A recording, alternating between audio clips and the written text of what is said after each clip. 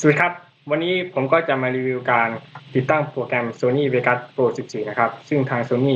ได้ปล่อยออกมาตัวล่าสุดนะครับก็เปิดเลยนะครับส่วนลิงก์ดาวน์โหลดโปรแกรมก็อยู่ด้านล่างนะครับ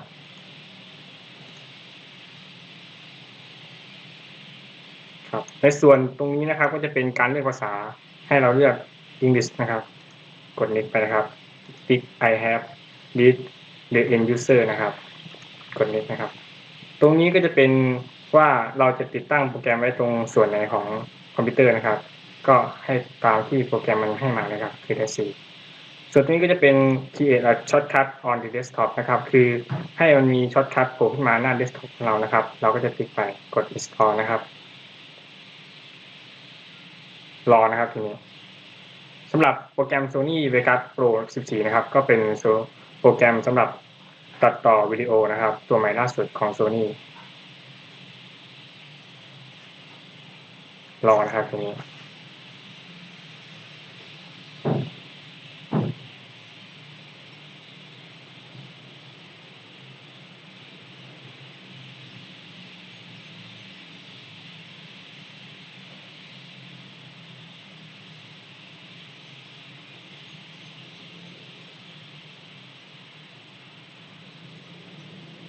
ครับกด finish นะครับ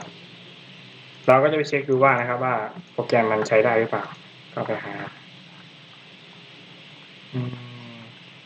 นี่ครับเวกัสนะครับเวกัส Pro 14 Pro 14 บิตครับเข้ามา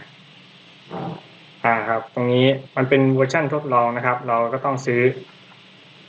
ไลเซนส์จากเขานะครับเรากดตรงนี้ไปก่อนนะครับเพื่อใช้ continue using trial นะครับแล้วก็กด test โปรแกรมนะครับ